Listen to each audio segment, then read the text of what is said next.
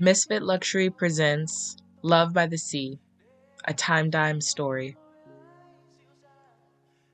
Matthew strummed the last few notes of the song on his guitar and listened to the music fade out. It was the off-season in Jamesville, so there were very few older locals to applaud his performance. He thanked them as he set his guitar down and headed from the cafe part of the hotel to the bar. He didn't need a drink, but a change in scenery. "Your voice is really amazing." Matthew turned towards the soft voice, not realizing someone was beside him. To his surprise and delight, a beautiful woman with a head full of curls was sitting at the bar, bundled up in sweaters, in front of a computer and a cocktail. "I came downstairs to work on my project. I heard you singing. You were really good." Matthew was skeptical of her compliment. His last girlfriend had a knack for complimenting him when she needed something. At first, it seemed typical. Everyone was a little sweeter on someone when they needed help from them. But after a few weeks, Matthew started to believe she was just using him. She would ask him to do stuff for her and promise something in return, and then never deliver. When he asked about it, she gaslit him. She convinced him more than a few times that he was asking for too much. By the time he could leave the relationship, she had created a new life for herself, and he was out of $5,000. Still, the woman's smile was bright and genuine. "Thank you. I wrote the song myself. Are you a writer too?" Matthew pointed to her computer. It seemed she hadn't written anything yet. She noticed that too and shrugged. "I don't know if I'm a writer, but I'm trying to do something." The woman was cute when shy. It made Matthew feel protective of her. "Don't ever put yourself down in public. A little advice my mom gave me. If you're trying to be a writer, you're a writer. It's just a journey sometimes." The woman looked a bit taken back by his directness. "My bad. I didn't even introduce myself before I started telling you what to do. I'm Matthew." He offered her his hand and a dazzling smile, hoping she'd feel relaxed around him. She took his hand slowly, smiling back. "I'm Janine. Nice to meet you." Her hands were small and soft in his.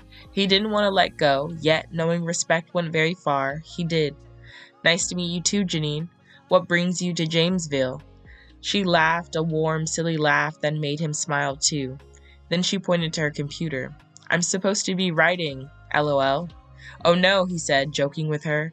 He liked that she was lighthearted. Every conversation with his last girlfriend came with an argument.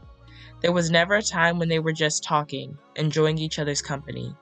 "It's okay though. I have a month until I have to turn it in to my publisher. It's just that I don't know how to say what I want to say yet." Matthew watched as Janine just stared at her computer. He could see the stress lines she was starting to develop. He wanted to do something about that.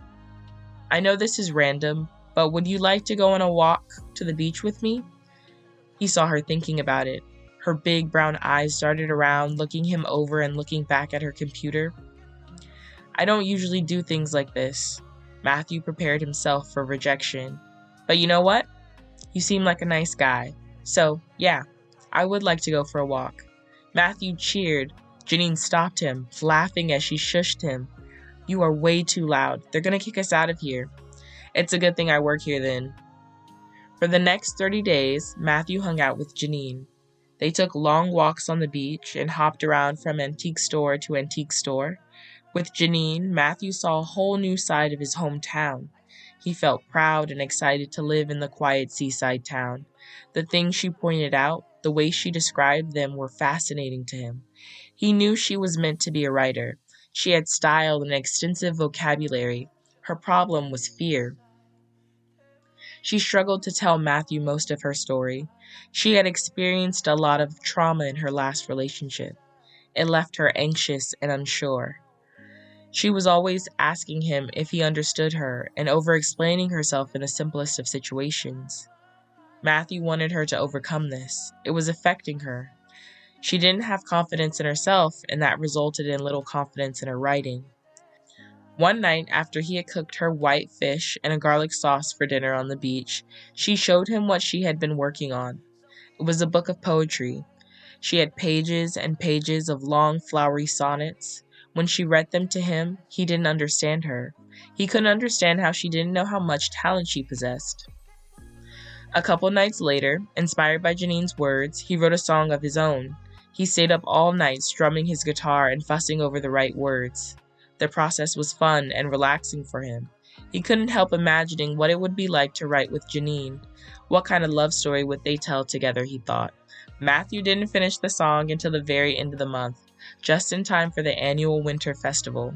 He wanted to perform the song for Janine in front of everyone to show her how much he believed in her. Over the last 30 days, he had come to know Janine as one of the most genuine women he had ever met.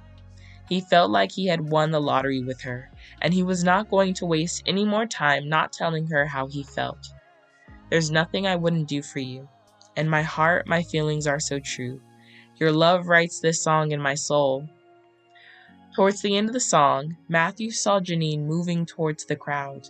His eyes were on her the whole time. He didn't know where she was going, but he kept performing. When she grabbed a mic, though, he stopped. There's nothing I wouldn't do for you, you know. The moon, the stars, I'll go grab them for you, if you ask me to. Matthew should have known that Janine already knew the lyrics to the song. He couldn't hide anything from her. He extended her a hand and helped her on the stage, the two of them finishing the song together.